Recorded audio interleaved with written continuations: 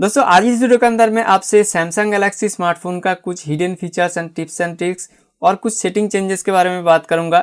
जिस सेटिंग को आप अगर चेंज कर लेंगे या फिर ये जो हिडन टिप्स एंड ट्रिक्स है उसको आप अगर यूज़ करेंगे तो आप अपना फ़ोन को एक स्मार्ट यूज़र की तरह, एक प्रो यूज़र की तरह यूज़ कर पाएंगे। और दोस्तों ये जो वीडियो है स्पेशली गैलेक्सी S21 FE के लिए है। और आपके पास अगर दूसरा कोई फ़ोन है जो कि One UI 4 या फिर 4.1 में चल रहा है तो ये सारा टिप्स एंड ट्रिक्स आप उस डिवाइस में भी फॉलो कर सकते हैं, उस डिवाइस में भी आप यूज़ कर सकते हैं। तो मेरा नाम है इमरान, आप देख रहे हैं इनाइल टेक। तो आइए आज की वीडियो को शुरू करते हैं।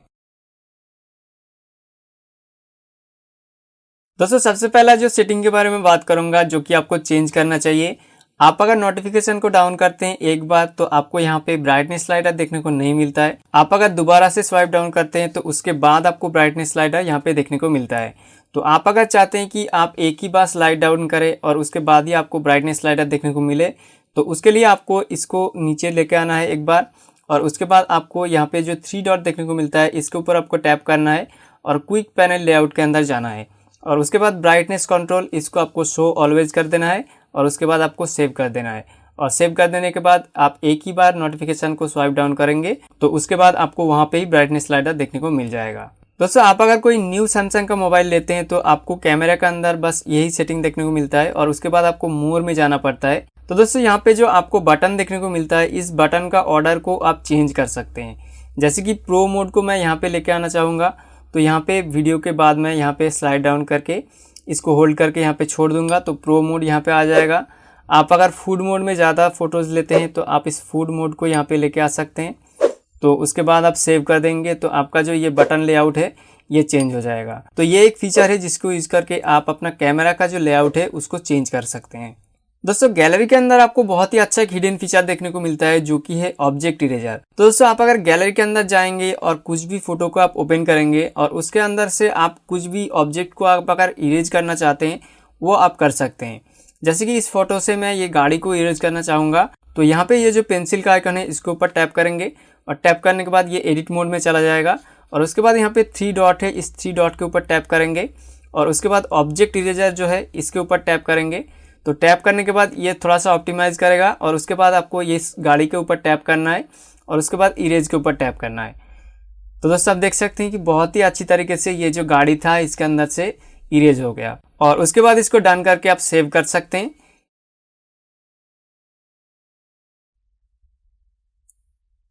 तो आप अपना हिसाब से कोई भी छोटा मोटा चीज़ अपना फ़ोटो से इरेज कर सकते हैं। आप अगर चाहते हैं कि बड़ा चीज़, कुछ कॉम्प्लिकेटेड चीज़ आपका फ़ोटो से डिलीट हो जाएगा तो उसके अंदर आपको रिजल्ट उतना अच्छा देखने को नहीं मिलेगा। तो आप अगर एक फ़ोटो से एक ह्यूमन ऑब्जेक्ट को या फिर कोई भी दूसरा ऑब्जेक्ट को रिमूव करना चाहते हैं तो आप वो कर सकते हैं। और उसके बाद आपको ये जो फ़ोटो है, फ़ोटो एडिट करने के बाद आपको रिवर्ट करने का भी ऑप्शन देखने को मिलता है। तो ये जो फ़ोटो मैंने सेव कर दिया तो पुराना ओरिजिनल वाला मेरा जो फ़ोटो है वो डिलीट हो गया। तो आप देख सकते हैं कि यहाँ पे गैलरी के अंदर वो फ़ोटो नहीं है। तो इस फोटो के अंदर जाऊंगा और यहाँ पे एडिट के ऊपर टैप करूंगा और उसके बाद यहाँ पे रिवर्ट का जो ऑप्शन है इसके ऊपर टैप करूंगा।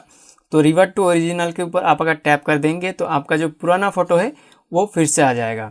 तो आप देख सकते हैं कि यहाँ पे ये पुराना फ़ोटो फिर से आ गया। तो ऐसे ही आप गैलरी के अंदर जो ऑब्जेक्ट इरेजर जो टूल है उसको आप यूज़ कर सकते हैं। सिर्फ दोस्तों आपको गैलरी के अंदर ऑब्जेक्ट इरेजर ही नहीं, आपको रिफ्लेक्शन, शैडो वो भी इरेज करने का ऑप्शन देखने को मिलता है।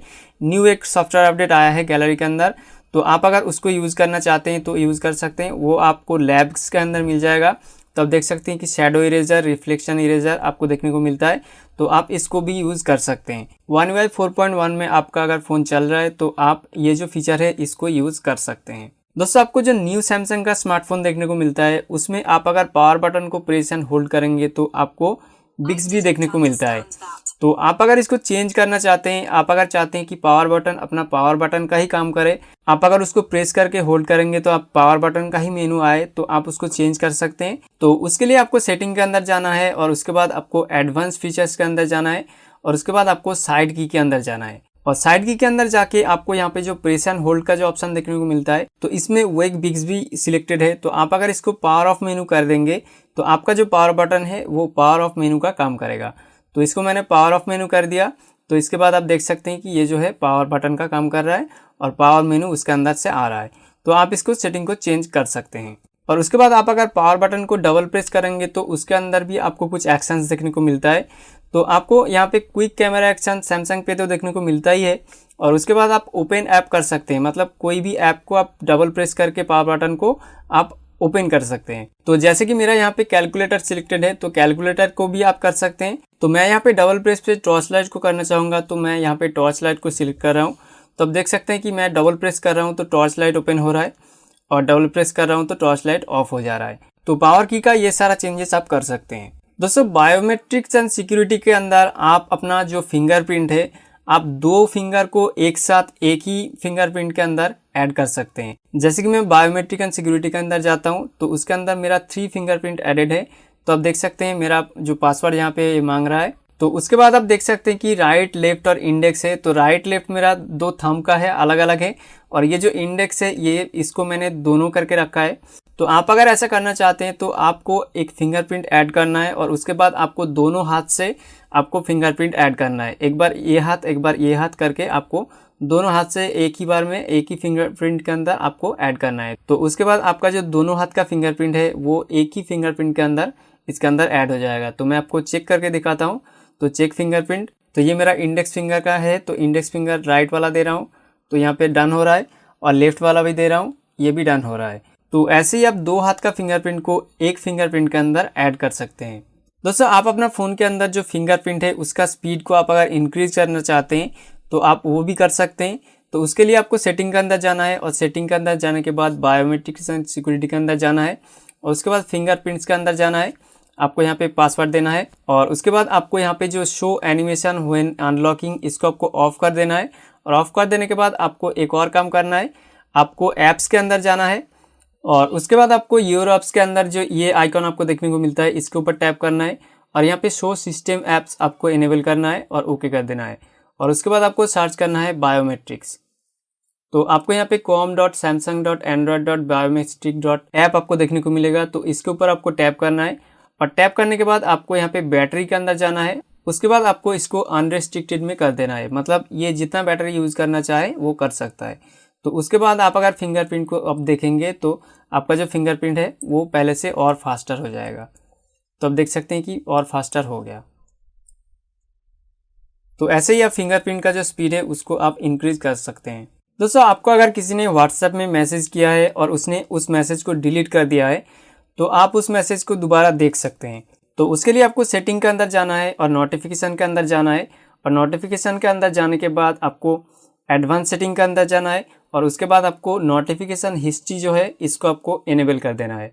तो आप देख सकते हैं कि यहाँ पे नोटिफिकेशन हिस्ट्री मेरा इनेबल्ड है। तो मेरा यहाँ पे जो भी नोटिफिकेशन मिस्ड है वो मिस्ड नोटिफिकेशन भी मुझे देखने को मिल जाएगा, और व्हाट्सएप के अंदर भी कोई भी अगर नोटिफिकेशन है तो वो मुझे देखने को मिल जाएगा। तो आप इस तरह से डिलीटेड जो व्हाट्सएप का मैसेज है वो दोबारा आप देख सकते हैं। दोस्तों आप अगर कोई फ़ोटो को डिलीट करते हैं तो वो फ़ोटोज़ रिसाइकिल बिन के अंदर जाता है, बट आपको नहीं पता कि रिसाइकिल बिन के अंदर वो कितना स्पेस ले रहा है। तो आप अगर डिलीट करते हैं तो आपको यहाँ पे मूव टू रिसाइकिल बिन का ऑप्शन देखने को मिलता है, बट आपको वहाँ पे जो उसका साइज़ है वो आपको देखने को नहीं मिलता है। तो उसके लिए आपको यहाँ पे नीचे 3 लाइन्स के ऊपर टैप करना है और सेटिंग के अंदर जाना है, और उसके बाद नीचे आके अबाउट गैलरी के अंदर जाना है, और जाने के बाद आपको यहाँ पे वर्जन्स के ऊपर 13 बार टैप करना है। तो उसके बाद आपका जो गैलरी लैब है वो ओपन हो जाएगा। तो उसके बाद आप सेटिंग के अंदर जाएंगे, गैलरी लैब्स के अंदर जाएंगे, और उसके बाद आपको यहाँ पे एक ऑप्शन देखने को मिलेगा शो ट्रैश स्टोरेज इन्फो। तो इसको आपको इनेबल कर देना है, और इनेबल कर देने के बाद आप अगर कोई भी फोटोज़ को डिलीट करेंगे तो आपका कितना फाइल साइज वो रिसाइकिल बिन के अंदर ऑक्यूपाई करेगा, स्टोरेज ऑक्यूपाई करेगा, वो आपको दिखाई देगा। तो डिलीट के ऊपर आप अगर टैप करेंगे तो आप यहाँ पे देख सकते हैं कि 44.65 MB यहाँ पे दिखा रहा है।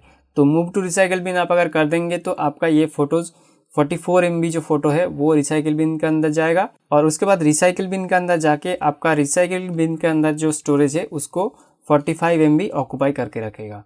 तो इस तरह से आप कुछ भी फ़ोटोज़ या फिर वीडियो को डिलीट करने के वक्त रिसाइकिल बिन के अंदर कितना स्टोरेज वो ऑक्यूपाई करेगा वो आप देख सकते हैं। दोस्तों मैं यहाँ पे कुछ फीचर्स बताऊंगा जिसका यूज़ करके आप अपना पॉपअप व्यू को इनेबल कर सकते हैं। तो फर्स्ट आपका रिसेंट ऐप के अंदर जाके आप यहाँ पे ऐप का आइकन के ऊपर टैप करके ओपन इन पॉपअप व्यू ये आप कर सकते हैं। और सेकंड जो मेथड है, आप रिसेंट ऐप में जाके जिस ऐप को आप पॉपअप व्यू में लेना चाहते हैं उसके ऊपर लॉन्ग प्रेस करेंगे, और लॉन्ग प्रेस करके बीच में आके छोड़ देंगे तो ये पॉपअप व्यू में आ जाएगा।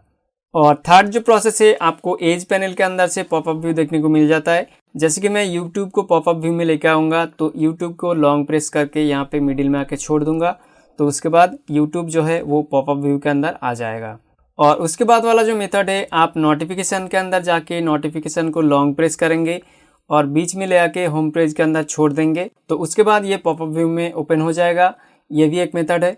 और उसके बाद आपका अगर फ्लोटिंग नोटिफिकेशन आता है तो यहाँ पे नोटिफिकेशन आपको शो होता है, तो उसको वो नोटिफिकेशन जब भी आएगा तभी आप अगर स्वाइप डाउन कर देंगे तो आपको वो जो नोटिफिकेशन है वो पॉपअप व्यू में ओपन हो जाएगा। तो ये था कुछ पॉपअप व्यू कैसे आप ओपन करेंगे, उसका कुछ मेथड्स।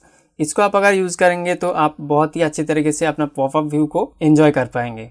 दोस्तों, कुछ ऐसा ऐप होता है जो कि आपको पॉपअप व्यू के अंदर देखने को नहीं मिलता है, पॉपअप व्यू को वो सपोर्ट नहीं करता है, जैसे कि इंस्टाग्राम।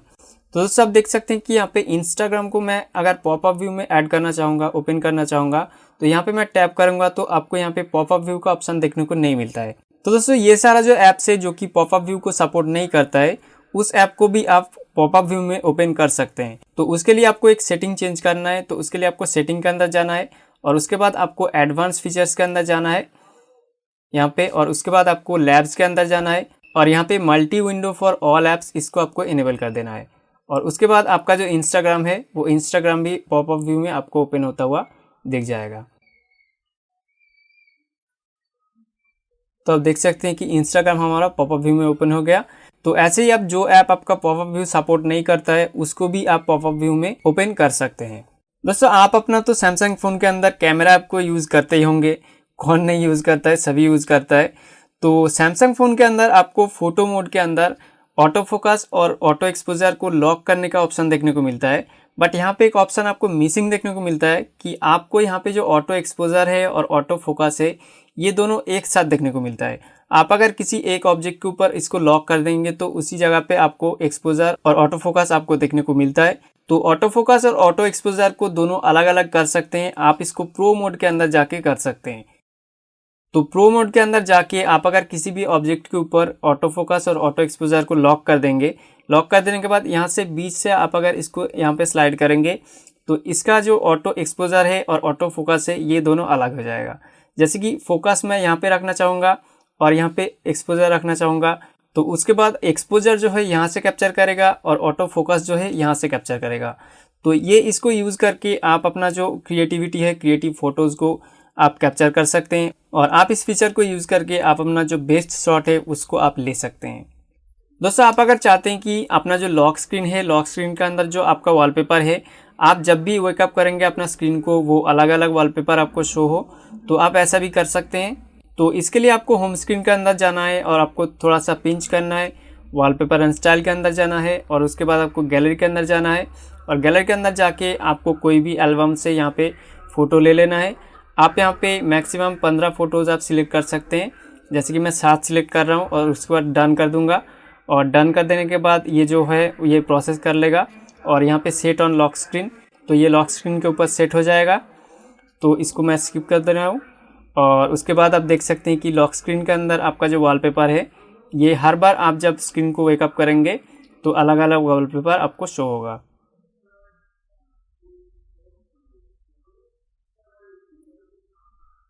दोस्तों आपको लॉक स्क्रीन के अंदर जो म्यूजिक प्लेयर का विजिट देखने को मिलता है, इस विजिट का आप ट्रांसपेरेंसी को चेंज कर सकते हैं। तो इसके लिए आपको सेटिंग के अंदर जाना है और सेटिंग के अंदर जाने के बाद आपको लॉक स्क्रीन के अंदर जाना है और उसके बाद विजिट के अंदर जाना है और उसके बाद म्यूजिक के अंदर जाना है और उसके बाद आपको ट्रांसपेरेंसी को हाई कर देना है। जैसे कि मैं इतना कर दूंगा, तो कर देने के बाद मैं लॉक स्क्रीन के अंदर चलूँगा तो आप देख सकते हैं कि म्यूजिक प्लेयर का जो ट्रांसपेरेंसी है वो और ट्रांसपेरेंट हो गया है और चेंज हो गया है। तो इस तरह से आप म्यूजिक प्लेयर का जो ट्रांसपेरेंसी है उसको चेंज कर सकते हैं। दोस्तों आपने नोटिस किया है कि नहीं पता नहीं इस वीडियो के अंदर, तो आप देख सकते हैं कि जैसे ही मैं बैक कर रहा हूँ तो यहाँ पे एक ब्लू कलर का आइकॉन दिख रहा है। आपका जो नेविगेशन आइकन है यहाँ पे ब्लू कलर का एक शो हो रहा है और उसके बाद इसको लॉन्ग प्रेस करके यहाँ पे कर दे रहा हूँ तो यहाँ पे आप देख सकते हैं कि फ्लैश लाइट ऑन हो रहा है। फिर से मैं लॉन्ग प्रेस कर रहा हूँ तो ये फ्लैश लाइट ऑफ हो जा रहा है और यहाँ से ऊपर में करूँगा तो यहाँ पे क्विक पैनल शो होगा और नीचे में करूँगा तो यहाँ पे रिसेंट ऐप शो होगा। तो आप अगर जानना चाहते हैं कि ये कैसे हो रहा है, तो ये एक गुड लॉक का मॉड्यूल है, तो इसको आप अगर यूज़ करेंगे तो आप अपना जो नेविगेशन जेस्चर है उसको बहुत ही अच्छी तरीके से कस्टमाइज कर सकते हैं। तो मैं एक वीडियो लेके आ रहा हूँ गुड लॉक को आप कैसे यूज़ करेंगे और उसका जो मॉड्यूल्स है उसको आप कैसे यूज़ करेंगे, तो आप चैनल के साथ बने रहना। दोस्तों, आप अपना One UI 4.1 डिवाइस के अंदर स्मार्ट विजिट का यूज़ कर सकते हैं। जैसे कि आईफोन के अंदर आपको विजिट का स्टैक देखने को मिलता है, वैसा ही आपको स्मार्ट विजिट देखने को मिलता है सैमसंग डिवाइस के अंदर। तो वो आप अगर अपना होम स्क्रीन के अंदर चाहते हैं तो आपको डिस्प्ले के ऊपर एक पिंच करना है और उसके बाद विजिट के अंदर जाना है और यहाँ पे स्मार्ट विजिट आपको देखने को मिलता है। तो इस विजिट के ऊपर आपको टैप करके कोई भी विजिट को आपको लॉन्ग प्रेस करके यहाँ पे लेके आना है। तो यहाँ पे जो कैलेंडर है वो कैलेंडर आ गया। तो यहाँ पे तो स्टैक नहीं हुआ ये, तो इसके अंदर आपको सेटिंग देखने को मिलता है और भी आप अगर विजिट इसके अंदर ऐड करना चाहते हैं तो इसके ऊपर लॉन्ग प्रेस करके आपको इस सेटिंग के अंदर जाना है और सेटिंग के अंदर जाने के बाद आपको यहाँ पे ऐड विजिट कर देना है। तो यहाँ पे आपको गैलेक्सी स्टोर का देखने को मिलता है, तो गैलेक्सी स्टोर में ऐड करूँगा और उसके बाद आप दूसरा कुछ कर सकते हैं, गूगल का मैं करूँगा, तो उसके बाद वन ड्राइव का करूँगा। तो आप देख सकते हैं कि यहाँ पे ये जो कर दिया मैंने सेव हो गया।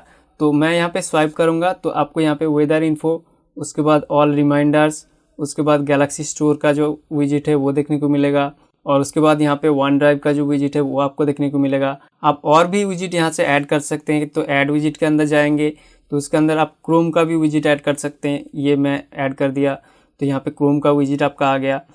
तो ऐसे ही आप स्मार्ट विजिट को यूज़ करके आप अपना बहुत सारा विजिट को एक साथ स्टैक में यूज़ कर सकते हैं।